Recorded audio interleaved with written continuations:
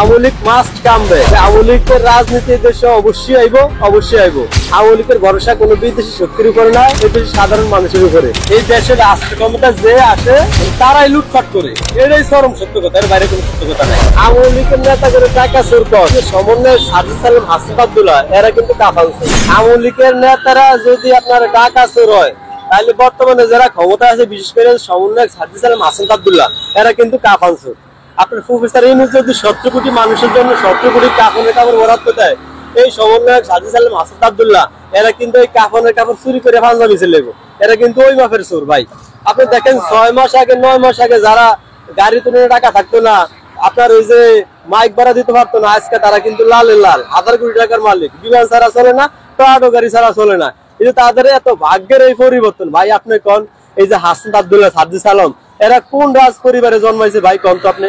এরা কি রানী এলিজাবেথের ঘরে জন্মাইছে, থেরেসা মের ঘরে জন্মাইছে, নাকি বিল গেটসের ঘরে জন্মাইছে, না ইলন মাস্কের ঘরে জন্মাইছে, না এই যে আপনার এই যে বিল ক্লিন্টনের ঘরে জন্মাইছে, না হিলারি ক্লিন্টনের ঘরে জন্মাইছে, না এরা মুকেশ আম্বানির ঘরে জন্মাইছে, না আপনার ওই যে ব্রুনাই সুলতানের ঘরে জন্মাইছে, না কোনো রাজপ্রাসাদে এরা স্বর্ণের চামিচ মুখে নিয়ে জন্মাইছে। যারা আজকে এত টাকার মালিক অবশ্যই টাকা চুরি করছে, আপনার সমন্বয় পরিচয় দিয়ে হয়তো ধান্দাবাজি করছে, আর নয়তো প্রফেসর ইউনূস দিছে, আর নয়তো আল্লাহ দিছে। আল্লাহ আপনার ওই ফিলিস্তিনি গাজা মানুষের দেয় না, কত মানুষ আফ্রিকাতে না খায় মরে এগারো দেয় না, আল্লাহ এগারো দিচ্ছে। এটা কি এটা পাগলামি ভাই? সবচেয়ে বড় কথা হচ্ছে আপনি আওয়ামী লীগ বিএনপি গণ একই দেশে একটা শিকড় আছে, এক অস্তিত্ব আছে, এগারে আপনি খুঁজা পাইবেন।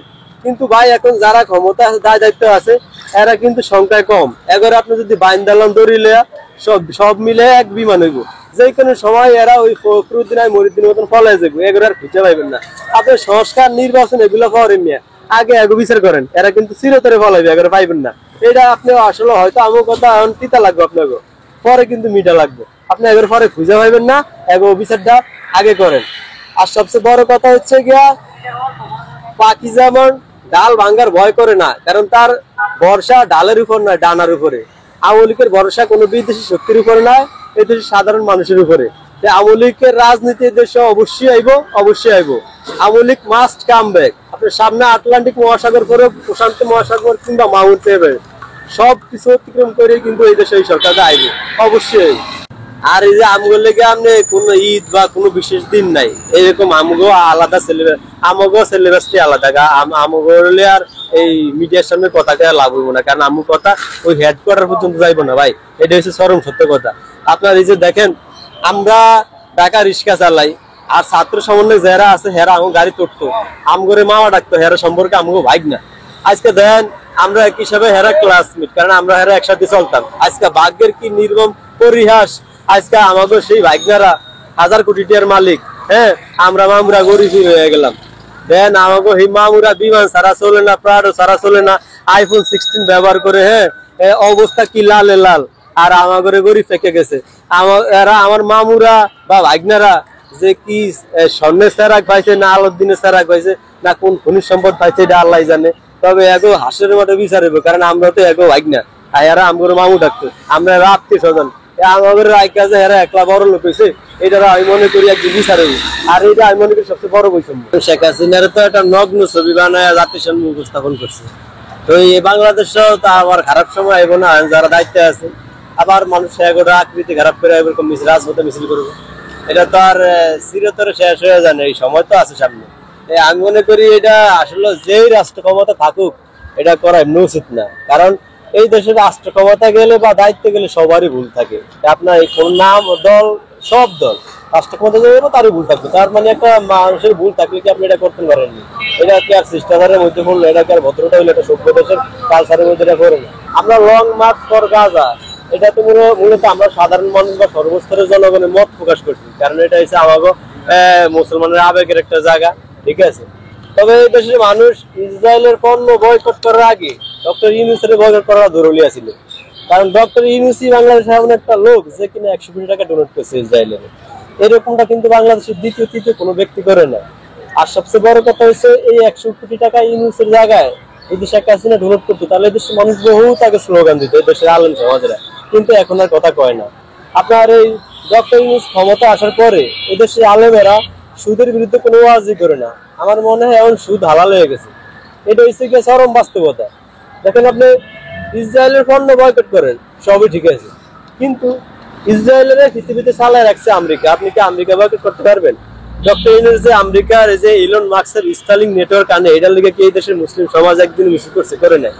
আপনি যে মার্ক জাকারবার্গ ফেসবুকের মালিক, হাজার কোটি টাকা ইসরায়েলের দেয়, আপনি কি ফেসবুক বন্ধ করতে পারবেন? পারবেন না। বিশেষ করে দেশে যারা আলেম সমাজের লোক আছে, এরা কি ফেসবুক হ্যাঁ বন্ধ করে দিব? দিব না। কিন্তু আপনারা রয়েছে KFC এর কোকা কোলা লয়া। যদি আপনি ইসরায়েলের পণ্য বয়কট করেন, সব বয়কট করেন, কিন্তু আপনি তো করবেন না, ওই জায়গায় আপনাকে বাঁচবো। এটা হচ্ছে বাস্তবতা। আর দেখেন সবচেয়ে বড় কথা হচ্ছে গিয়া, ইসলাম দাঁড়ি টুপি আর ফানজামির মধ্যে নাই, সীমাবদ্ধ না, আরো বাইরেও ইসলাম আছে। আপনার ধর্মীয় শিক্ষা বাধ্যতামূলক, তারপরে আপনি এই বহির্বিশ্ব বুঝতে হইব, আপনি ইরানের মতো শক্তিশালী হইতে হইব, তারপরে আপনি এই পৃথিবীতে বসবাস করতে পারবেন। এছাড়া পৃথিবীতে টিকে থাকা সম্ভব না। আর সবচেয়ে বড় কথা হচ্ছে এই দেশের আলেমেরা যে ডক্টর ইউনূস বলতো নাস্তিক, আর নাস্তিক ছাড়া নাকি কেউ নোবেল বিজয়ী হয় না আর নোবেল পায় না। আর ওই আলেমেরাই এখন বক্তব্য দেয় ডক্টর ইউনূস ভালো লোক, মহান লোক, এবং ওই লোকের আল্লাহ 300 বছর বাঁচায় রাখে। আমি বুঝি না এই দেশের আলেমের কোনটা হাদিসের কথা আর কোনটা মুখের কথা, মানে বুঝা হয় না ক্লিয়ার। আমার মনে হয় সব মিলে ঘুরে ফেসে সবাই মানে সিটের পাগল বা ক্ষমতা লুবি, এটাই বারে বারে প্রমাণ করে।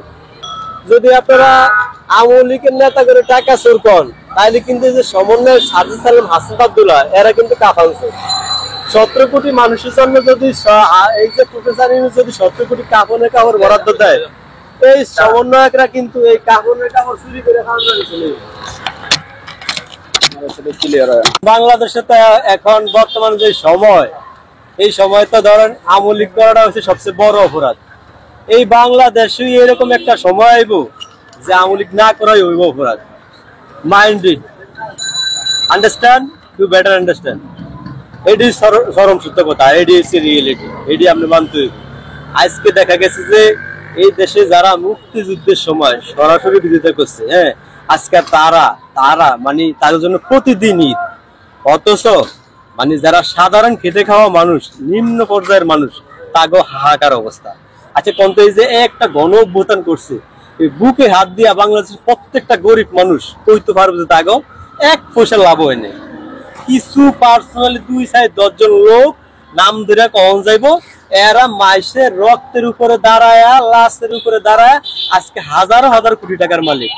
আপনি বলেন তো ভাই, একটা সত্য কথা বলেন, আজকে যারা এই যে নাকি একটা সময় 6 মাস আগে 9 মাস আগে যারা নাকি চলতে পারতো না, প্রোগ্রাম কইরা মাইক বাড়া দিতে পারতো না, আজকে তারাই আমরাই দেখি, তারা ওই পিঠ এই পিঠ, তাকে দুনো অবস্থায় দুটা রূপে আমরা দেখি সাধারণ মানুষ। এরা আমরাই ঢাকায় আসছিলাম, ঠিক আছে, আজকে তারা বিমান ছাড়া চলে না, প্রাডও ছাড়া চলে না। আচ্ছা কন্ত ভাই, এরা কোন আলোর দিনে সেরাক পাইছে?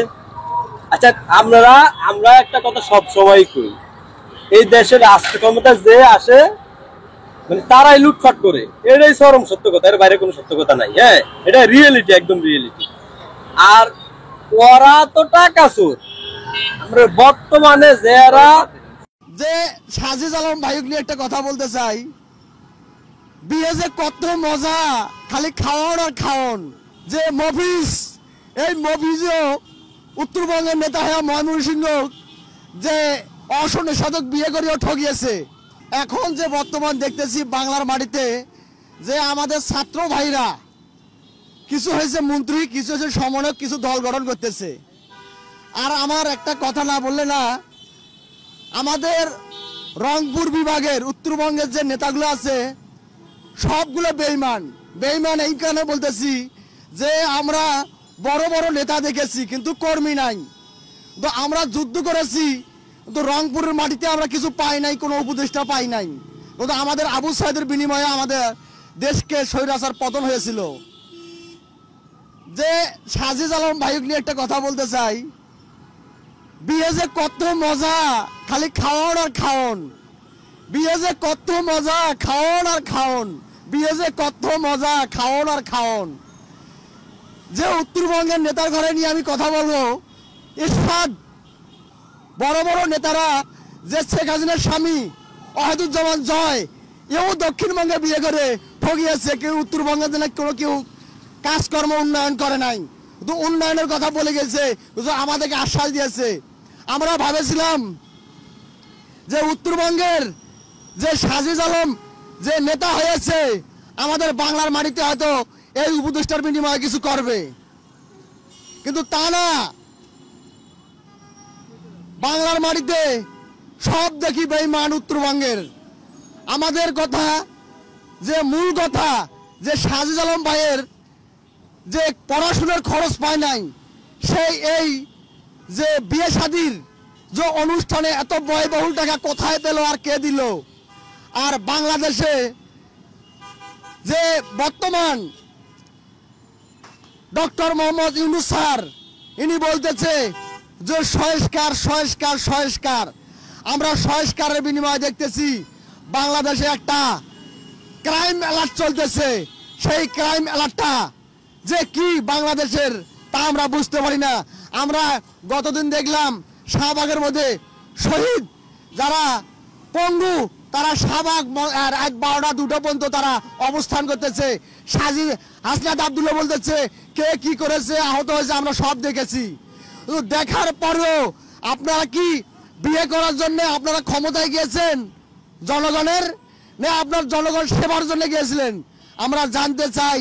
বাংলাদেশের জনগণ সব জানে, সব বোঝে, কিন্তু বাংলাদেশের জনগণ আপনারা যে বেঈমান, এই বেঈমানটাও বুঝে গেছে সাধারণ জনগণ।